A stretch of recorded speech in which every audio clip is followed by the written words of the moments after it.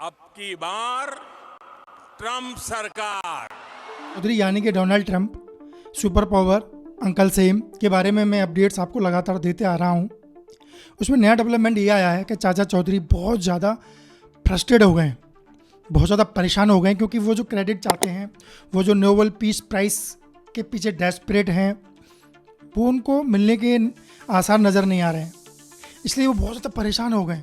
और इसी परेशानी के बीच उन्होंने कल ही एक और स्टेटमेंट दिया पुतिन को लेके। उन्होंने सोशल मीडिया पे जाके एक ट्वीट किया, पोस्ट की कि Putin is not listening and he is killing so many people in Ukraine. बहुत सारे बेगुनाह लोगों को पुतिन जो है मार रहे हैं, और यूक्रेन और रसिया दोनों रुकने का नाम नहीं ले रहे हैं। और पहली बार उन्होंने पुतिन के बारे में इतनी एग्रेसिव लैंग्वेज का इस्तेमाल किया, और साथ ही ये भी वार्निंग दी कि it will be not good for Russia अगर वो यूक्रेन को पूरा का पूरा हथियाना चाहते हैं। ट्रंप ने यह भी कहा कि पुतिन यूक्रेन के किसी छोटे मोटे हिस्से को नहीं चाहते हैं, बल्कि वो पूरे यूक्रेन को रसिया में मिलाना चाहते हैं। अगर ऐसा उन्होंने किया या सोचा तो रसिया के लिए ये अगेन बहुत बड़ा डाउनफॉल होगा। वीडियो में 3 चीज़ें आपको मैं बताने वाला हूँ। जेलेंस्की यूक्रेन के राष्ट्रपति, उसके क्या मायने हैं, जो व्हाइट हाउस में इनकी आपस में वार्ता हुई, नोक झोंक हुई। दूसरी, भारत पाकिस्तान सीज फायर और सीज फायर की घोषणा लेने की लगातार कोशिश। लगातार 8 बार डोनाल्ड ट्रंप ने अलग अलग जगह पे कहा मैंने ट्रेड वॉर की धमकी देके युद्ध को रुकवाया भारत पाकिस्तान के बीच। और भारत के विदेश मंत्री एस जयशंकर और डेलीगेशन शशि थरूर जो लगातार सुर्खियों में, और भारत सरकार के आधिकारिक प्रेस वार्ता में भी इस बारे में मना कर दिया गया कि no involvement of any Trump और any America. Yes, they had a conversation with Pakistan, with India in war situation, but ये जो सीज फायर हुआ है वो भारत पाकिस्तान के मध्य वार्ता से हुआ है। No third party is involve. तीसरी चीज़ पे बात होगी पुतिन। 3 देश हैं, 3 देशों के प्रतिनिधि हैं, बट तीनों के पुतिन को संभालने में अंतर है। और इसी अंतर को लेके आज की वीडियो है कि भारत की जितनी बड़ी जीडीपी है, भारत के पास जितनी बड़ी मार्केट है, और जिस तरीके से डोनाल्ड ट्रंप भारत के पीछे पड़े हुए हैं, अपने दोस्त मोदी जी के पीछे पड़े हुए हैं, ऐसा क्यों है, और मोदी जी को क्या कर सकते थे मोदी जी, और क्या करना चाहिए था मोदी जी ने अब तक क्यों नहीं किया है, उसके बारे में बात होगी। सबसे पहले बात जेलेंस्की की। छोटा सा देश है यूक्रेन यार, कभी रसिया का हिस्सा था। इस युद्ध के शुरू होने से पहले 0.01% के आसपास ही यूक्रेन का डिफेंस पे किया गया खर्च था, हथियारों की खरीद पे। अब अचानक से वह दुनिया का सबसे बड़ा हथियार खरीदने वाला देश बन गया है। टोटल ट्रेड ऑफ जो वेपन्स है उसमें पहले नंबर पे यूक्रेन है इस वक्त, 8% ऑफ देयर जीडीपी। अचानक से इतना ब्लास्ट हुआ है हथियार खरीदने में, because they are fighting against Russia, one of the biggest military power in the world after USA. और उसके बाद जाहिर से इंडिया ने बहुत सारे हथियार खरीदे हैं। दूसरे नंबर पे इंडिया आता है इस खरीद फरोख्त में, जो हिस्सा रखता है वो 7% के आसपास है, और यूक्रेन का 8% के आसपास है। खैर, तो पिद्दी सा देश है यूक्रेन, बहुत ज़्यादा पावरफुल नहीं है, रसिया से डट के सामना कर रहा है, एक तरफा शर्तों पे नहीं मान रहा है। और ट्रंप अमेरिका का राष्ट्रपति लगातार कोशिश कर रहा है कि भाई मान जा, तू ही बंद कर दे, बहुत नुकसान होगा, बहुत लोग मारे जाएंगे, पुतिन इतना डेंजरस है, ये तुम आग से खेल रहे हो। पर जेलेंस्की नहीं झुका, अपने आत्मसम्मान से समझौता नहीं किया, देश के सम्मान से समझौता नहीं किया, और छोटे देश का एक नेता बहुत बड़ा बन के उभरा दुनिया में। अब बात आती है मोदी साहब की। भारत में नमस्ते ट्रंप आयोजन किया गया, अमेरिका गए मोदी जी, वहां का आपकी बार ट्रंप सरकार। The words of candidate Trump, अब की बार ट्रम्प सरकार। बहुत सारा नैरेटिव और सपोर्ट डोनाल्ड ट्रंप को दिया गया, जैसे कि ये अमेरिका के राष्ट्रपति नहीं, हमारे राष्ट्रपति बनने वाले हैं। और लोगों ने जश्न भी वैसा ही मनाया कि भैया डोनाल्ड ट्रंप अमेरिका के नहीं, भारत के राष्ट्रपति चुने गए। ढोल नगाड़े, बीजेपी दफ्तर में बाहर प्रसाद बांटा गए, मिठाइयाँ बांटी गई। लेकिन जैसे भारत पाकिस्तान का युद्ध आया, चाचा ट्रंप तो पाकिस्तान की भाषा बोलने लगे। Pakistan is great, Pakistan is a good friend of our, और वहाँ पे अच्छी मैन्युफैक्चरिंग होती है। और इंडिया के खिलाफ जाने लगे कि भैया वहाँ पे एप्पल की मैन्युफैक्चरिंग यूनिट नहीं लगेगी, भारत को तुम छोड़ो, अमेरिका में ही बनाओ। लगातार भारत के बारे में ये भी कहा कि वो तो अपना भला खुद ही कर लेंगे, सक्षम लोग हैं। क्यों?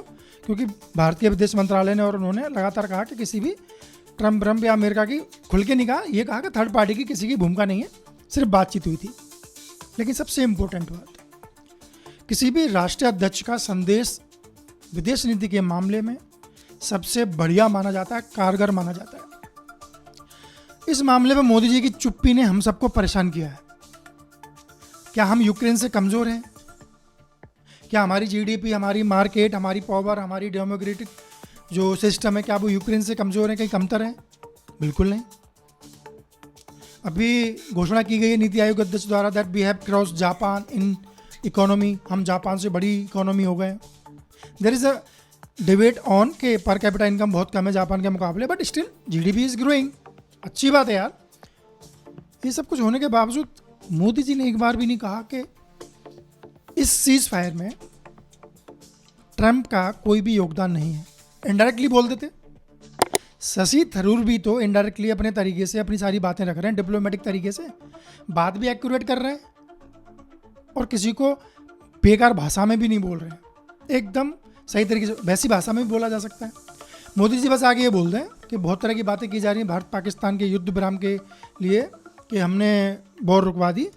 आई want to clarify that Trump की, अमेरिका की, किसी अन्य देश की, any third party of nation, any delegation का कोई रोल नहीं है।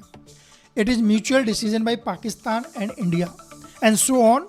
जम्मू एंड कश्मीर का मसला भी इंडिया एंड पाकिस्तान का है। No third party is required and will be not required in future as well because it is a bilateral issue between Pakistan and India and both countries will resolve it। बस इतना बोलना है, भारत की साख और धाक सब बच जाती। 8 बार बोला ट्रंप ने, लेकिन एक बार भी मोदी जी ने इसको खारिज नहीं किया।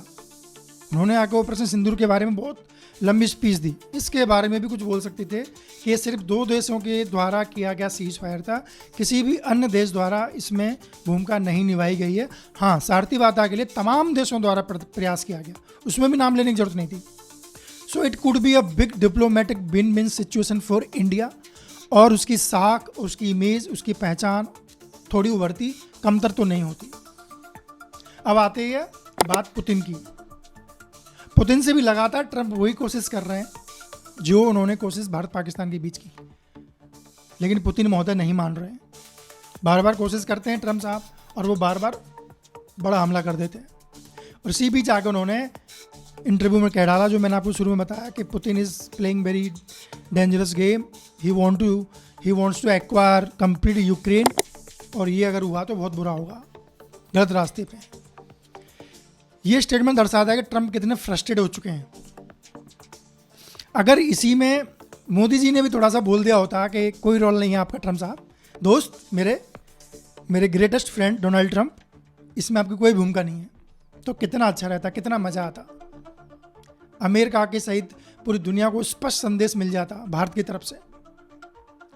अरे कुछ टेम्परेरी हमारे ऊपर सैंक्शंस हो सकते हैं, जैसे कि भारतीय लोगों को लौटा रहे हैं, कभी आम लौटा देते हैं, कभी टिम कुक को, एप्पल के सीईओ को धमका देते हैं कि भारत में मत बनाओ, फिर चाइना से टैरिफ वॉर ख़त्म कर देते हैं, वहाँ वापस से मैन्युफैक्चरिंग शुरू करने की कोशिश करते हैं। भारत को दबाने की कोशिश कर रहे हैं ट्रंप लगातार।